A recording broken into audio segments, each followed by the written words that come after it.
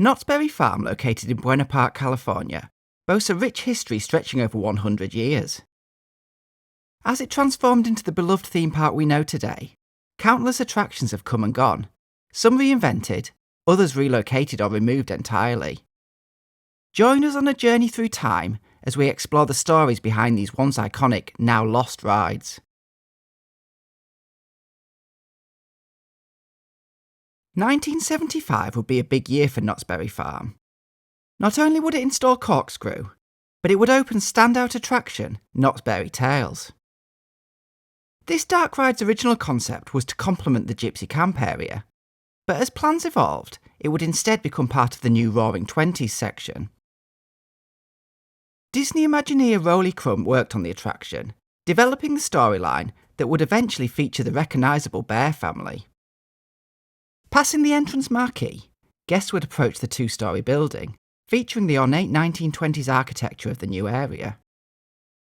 Once on the loading platform, guests would board one of the 54-passenger cars, reminiscent of a red trolley. Being an omnimover attraction, cars moved slowly and would progress through multiple scenes as sights, sounds and smells unfolded before them.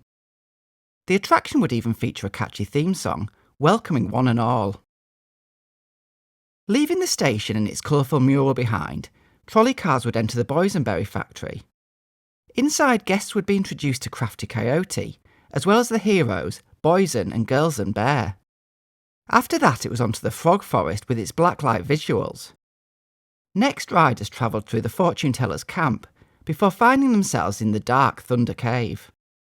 Passing into the Weird Woods, visitors would witness many bizarre creatures, as well as the home of Crafty Coyote. The grand finale beckoned, and guests would reach the county fair, where everyone came together to celebrate. The boysenberry pies would win a blue ribbon, before the whole family waved goodbye. The attraction was intricately themed, with many animatronic characters and effects to see through the 8-minute adventure. The colourful sets and lovable bears were a hit with families that visited the park. In 1986, it was decided that Knott's would open a new dinosaur-based attraction the following year. The idea was to capitalise on the worldwide trend and interest in the prehistoric animals. The existing ride system from Knott's Berry Tales would be used as part of this transformation. Opening in 1987, Kingdom of the Dinosaurs would take guests on a time-travelling journey to discover the fascinating world of these extinct animals. Lasting into the new millennium, the attraction would close in 2004 due to lack of popularity and ageing parts. Sitting empty, it would be 10 years before the building was gutted in preparation for a new addition. Voyage to the Iron Reef was an interactive shooting dark ride that utilised a completely new transit system. Half the length of the original, Voyage used a mix of screen and physical sets for its 4-minute journey.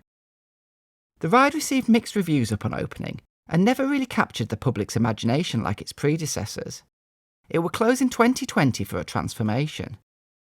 Coming in 2021, the new attraction would take things full circle, returning to the original theme but updating it for a new audience. Knott's Berry Tales' return to the fair would retain the interactive vehicles but transform the ride with new sets and visuals.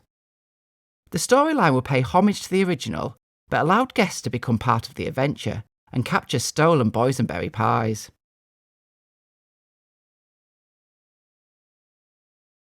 Becoming the first modern inverting roller coaster, Corkscrew debuted in 1975 at a cost of $700,000. This groundbreaking ride was the first coaster ever at Knott's and signalled a new direction for the park. The ride that would become Corkscrew had been a number of years in the making. Engineer Ron Toomer had been asked by Arrow Development founder Carl Bacon to design a roller coaster that would turn riders upside down. By bending wire around a 12-inch pipe, Toomer demonstrated the principle, and a prototype would be constructed at Arrow's factory. It was this prototype that was moved to Knott's Berry Farm to be installed in the new Roaring Twenties area of the park. Originally known as Roaring Twenties Corkscrew, the roller coaster's blue tubular steel track sat atop a white lattice structure, with the signature corkscrews themselves supported by steel truss arches. Below the striped canopy roof of the station, riders would board one of the 24-passenger trains. They would be secured by over-the-shoulder restraints, which was another first in the industry.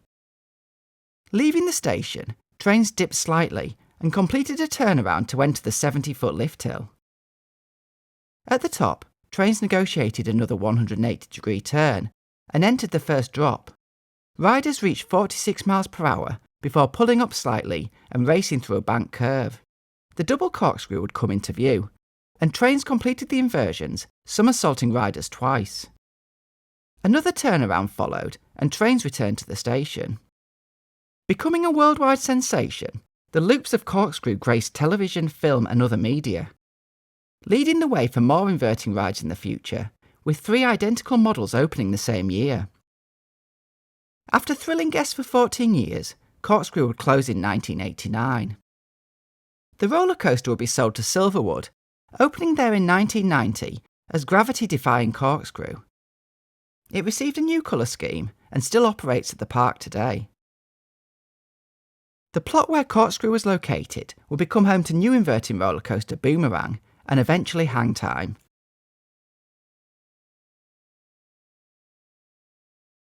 Added to the park for 1976 was Motorcycle Chase. One of only 2 Arrow steeplechase coasters ever created, the attraction saw guests sit atop replica motorbikes for a race around the park. The roller coaster featured 4 side-by-side tracks, with ride vehicles perched on top. 2 passengers could share each motorcycle for a journey around the Roaring Twenties park area. The exposed design with a high centre of gravity proved unsafe, and after multiple injuries, Knotts were looking for a solution. Park designer Eddie Soto suggested a renovation, where the ride vehicles would be replaced, lowering the centre of gravity and enclosing riders, allowing for more secure restraints. Producing a full-sized cardboard model to pitch his idea, a Soapbox Derby re-theme was greenlit. Opening to coincide with Knott's 60th anniversary, the ride would become Wacky Soapbox Racers, a cartoon world come to life where visitors could experience a comedy caper racing through a colourful slapstick world. Gone were the motorcycle vehicles, and in their place, Soapbox-style cars. Passengers could sit in line in each car that resembled a wooden crate, complete with makeshift wheels, old tyres, and of course, Mrs. Knott's pie tins. Up to 4 vehicles at a time would be dispatched into the layout, shortly reaching the first lift hill. Riders were raised upwards before racing over a wooden roadway. Leaning into the corners and dropping downwards, the race would enter a tunnel before raising higher on a second lift hill. More curves and small hills would be negotiated before returning to the station. Upon opening, the ride featured colourful theming and fun effects. Riders would journey through the town of Catnip Junction, passing buildings and crashing through a billboard along the way. The grand finale consisted of a fireworks factory with many special effects. The full ride was accompanied by a frenzied slapstick-style soundtrack. While only reaching top speeds of 30 miles per hour, the roller coaster had a strong appeal. Families enjoyed a fun and crazy ride, while those seeking more of a thrill learnt to lean into the corners, pushing their soapbox cars faster. Wacky Soapbox Racers was an instant success, and as soon as 11 weeks after opening, had given its 1 millionth ride. While a favourite of visitors to Knott's Berry Farm, by the 1990s the ride was beginning to show its age. Much of the theming had been removed, with special effects no longer working. 1996 would be the final year of operation. The ride removed as part of the construction of Windjammer surf racers that will be located on the plot. However, the Soapbox Racers were not forgotten. To commemorate the history of Knott's, a preserved car from the attraction can be found within one of the park's gift shops. Added in 1976, Sky Jump was a parachute drop ride, and when it opened was the tallest structure in Orange County. Located on a 180-foot tower, Sky Jump shared its space with the Sky Cabin observation ride. Featuring a red and white checkerboard design, the tower that held both rides would be topped with a giant neon letter K, and became an instant landmark for the park. While the Sky Cabin was a slow observation ride, the Sky Jump was more thrilling. Cables stretched to a ring-like structure at the tower's apex, and held a number of ride vehicles. These consisted of a lower cage suspended from a billowing fabric parachute. The parachute would rise and descend, offering a free-falling sensation. Passengers would board one of the 12 metal cage-like ride cars, riders remaining in a standing position without restraints, the railing stretched to chest height. The ride cars would be lifted upwards, quickly reaching the maximum elevation. On a clear day, passengers could take in views of the surrounding areas, seeing downtown LA, the Pacific Coast, or nearby Disneyland. If the Sky Cabin was operating, you could catch a brief glimpse of those on board. After reaching the top, the gondolas would be released, and riders would parachute back to the ground, partially slowed by the sails above. The standing ride position, as well as the open cage-like structure, accentuated the free-falling experience. The sky jump would become a classic Knott's attraction, and despite a tragic accident in 1983, would remain operational into the late 1990s. The attraction would close for good in 1999, with the tower and the sky cabin observation ride remaining. The parachute supports were removed, and the tower has more recently received an updated design, as well as LED lighting for the iconic Knott's K. Quickly becoming a guest favourite, the Haunted Shack was added to Knott's Berry Farm in June of 1954. Located in Ghost Town, the rundown cabin was a perfect fit for the area. The Haunted Shack was a house of illusion, where water flowed uphill, brooms balanced on their bristles, and visitors leaned at bizarre angles without falling over. Guests would enter an outdoor waiting area before being joined by their guide, who would lead them through the experience. The unusual nature of the shack became apparent before visitors even ventured inside. 2 volunteers would seemingly change proportions simply by swapping sides of a pathway. More illusions would be revealed as visitors progressed through the house and grounds. Water would be poured into a small channel, appearing to flow against gravity. Within the house, a chair would balance on a small ledge, while still being able to support a brave volunteer. Balls and bottles would be released and roll uphill, and a broom would stay standing at an angle. An unusual chair teased curious visitors that were unable to stand once they had taken a seat. Leaving the shack, guests could stop by the outhouse, where those in line could expect a long wait. The tricks contained within the Haunted Shack were clever optical illusions that relied on carefully constructed rooms and props designed to fool the eye. Similar Crooked House walkthroughs were commonplace at amusement parks around the country, but this didn't stop the Haunted Shack becoming an icon at the park. The attraction was even used as the location for a number of mazes offered as part of Knott's Scary Farm Halloween event. In the late 1990s, Knott's was purchased by Cedar Fair, who were looking to enhance and expand the park. A 45-year-old walkthrough, with poor accessibility and high maintenance costs, didn't fit the new vision Cedar Fair had. The Haunted Shack would close its doors after the 2000 Halloween event concluded. Quickly demolished, the shack's former site would be used for 2001's Vertigo attraction, and later be the location of Screaming Swing. The site has more recently become home to live entertainment on the Calico Mine stage. Coinciding with an expansion to the boardwalk area, Windjammer surf races was added in 1997. Manufactured by Togo, the new attraction was a twin-track racing roller coaster where riders could compete side by side. Togo had seen success in home market Japan, constructing numerous coasters, including some looping wild mouse rides. They had yet to expand considerably within the worldwide market, but their experience with compact designs seemed to be well suited for the small plot Knott's was looking to fill. Windjammer surf races would be constructed on the site of the former Wacky Soapbox races, and was designed to appeal to a thrill-seeking family market. A new lagoon was created as part of the expanded boardwalk, and the accompanying area would fold in a surf culture theme with a distinct 90s aesthetic.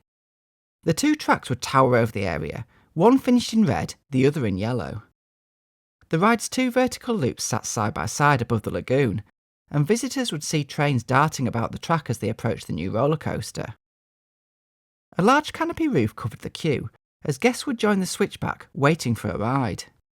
There were no air gates in the station, and riders would board one of the small trains, consisting of 2 coupled Wild Mouse-style cars. The car's colour matched the track on which they ran, and featured a stylised surfboard along each side. Out of the station, trains would turn a corner and enter one of the 69-foot parallel lift hills. Cresting the lift, riders rounded a curve and dropped downwards, entering the vertical loops in tandem and completing the ride's only inversion. It was at this point tracks split, taking slightly separate routes, but both filled with unbanked turns and a number of small dips. Coming together again, riders on side-by-side tracks would race through undulating tracks before a dizzying downward helix finale. Windjammer's reception was mixed. The meandering layout did little to provide any true thrills, while the train's bulky over-the-shoulder restraints were uncomfortable during the jerky ride. It also became apparent that the coaster could not run in any sort of wind, with speeds as low as 3 miles per hour preventing trains from completing the course. As soon as a few weeks after opening, the ride would close for numerous repairs and enhancements. The same year, Knott's Berry Farm was acquired by Cedar Fair, with new owners seemingly embarrassed by the new attraction. General Manager Jack Falfus stated that Windjammer is not a ride I want running at the park. After less than 3 years of operation, the last rides would take place on March 2, 2000. Knott's Berry Farm would file a lawsuit against manufacturers Togo, citing misaligned and poorly designed tracks, as well as defective safety restraints. The ride would remain standing during this, but deconstruction began in June the following year.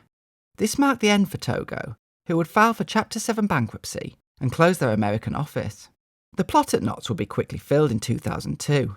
New roller coaster Accelerator would be constructed in Windjammer's place, becoming the first in a line of hydraulically launched rides.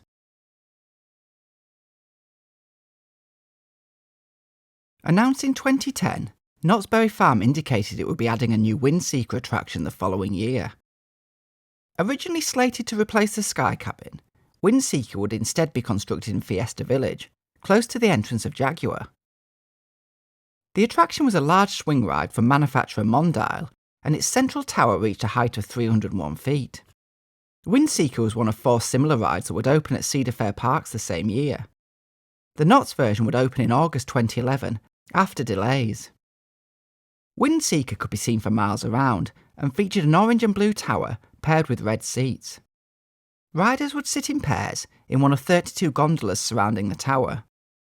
Seats were large and had a lap bar to secure passengers in place. Once checked, the seats would begin to circle the tower, while they were raised skywards, swinging outwards somewhat.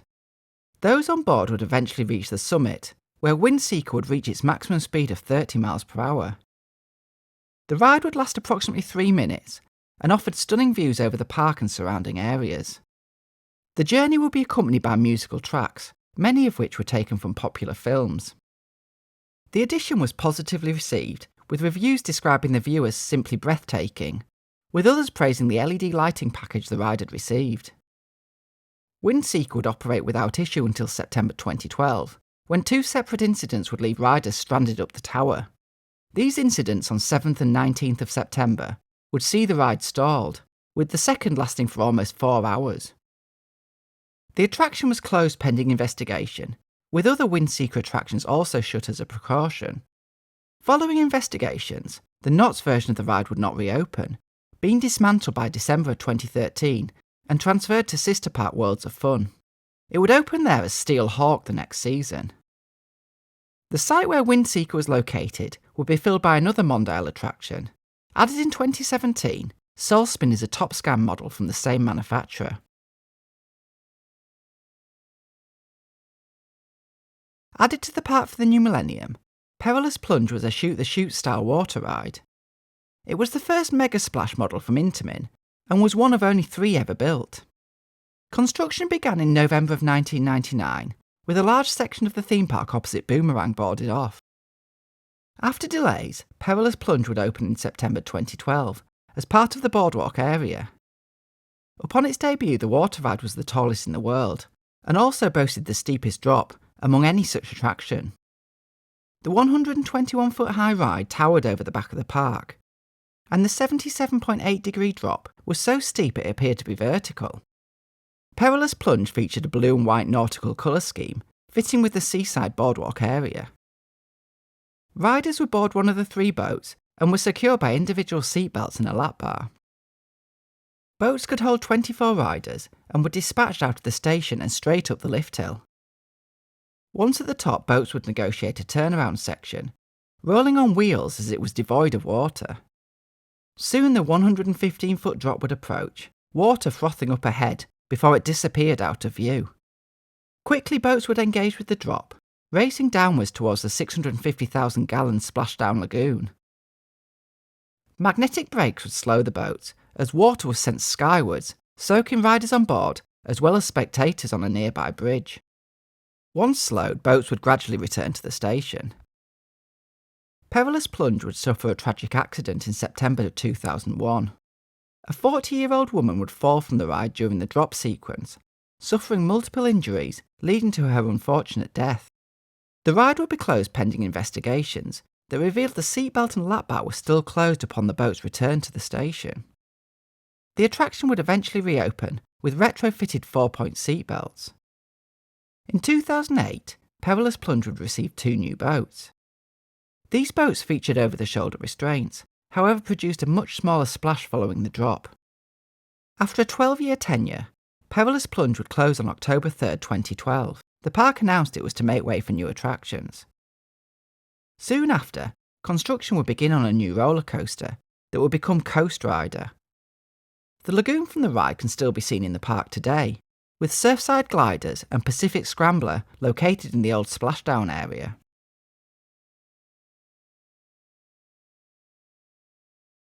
Boomerang debuted at Knott's Berry Farm on April 6, 1990. This compact inverting roller coaster was added as a replacement for Corkscrew, which had closed the prior year. Boomerang was a standard model from Vekoma, the manufacturer selling many of the same rides since its debut in 1984. Located in the Roaring Twenties section, Boomerang was painted blue and had a single 28-passenger train. The roller coaster was a shuttle-style ride, and the 3 inversions were taken forwards and backwards, packing a lot into a small footprint. Climbing aboard the trains, would-be riders pulled down the over-the-shoulder restraints before being dispatched. They would be slowly raised backwards up the inclined lift hill by a catch car before being released at the top. Trains raced towards the station, passing through and entering the Cobra roll element. 2 inversions would be negotiated in quick succession, trains changing direction and charging towards a vertical loop. Riders slowed on a second lift hill as they were raised upwards again, before being suddenly released and completing the full ride layout, this time in reverse. Becoming a staple ride, Boomerang would be repainted with purple track and green supports for 2013, but would eventually be eclipsed by larger and more exciting custom attractions. The park announced its closure in 2017, and Boomerang would give its last rides on April 23rd upon conclusion of the Boysenberry Festival. Deconstruction would begin immediately, with the ride being returned to the Netherlands for a refurbishment.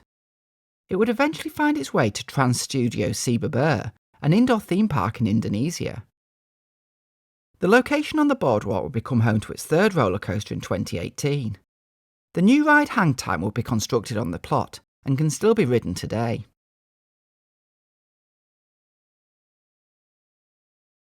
Becoming a rite of passage for Knott's younger guests, Timberline Twister was a junior roller coaster located in Camp Snoopy. Added in 1983, Timberline Twister's debut coincided with the creation of the area. This was the first amusement park land ever to cater exclusively to children and brought the characters from the Peanuts comic strip to life at Knott's Berry Farm. Located on the eastern side of the park, Timberline Twister was close to Beach Boulevard, on the edge of the area. It was manufactured by Bradley & Kay, a company specialising in children's amusement attractions that would eventually be purchased by Chance Rides. Being a roller coaster intended for children, the ride only reached a height of 30 feet. The steel truss track and supports finished in an aqua colour scheme. The layout of this roller coaster was simple, and those wanting to ride would board the single train, composed of 3 cars. The train had the potential to hold 3 per row for a total of 18, but the compact nature of the ride meant this was rarely done. A lap bar would secure those on board before they were dispatched straight into the lift hill. A 180-degree curve would line trains up with the drop, riders racing downwards and quickly rising into a hill for a pop of airtime. A second 180-degree turn led to a series of bunny hills, before another curve, more small hills and a turn into the station. While not the most thrilling ride in the park, Timberline Twister became a must-do for younger visitors, with the attraction often becoming their first roller coaster.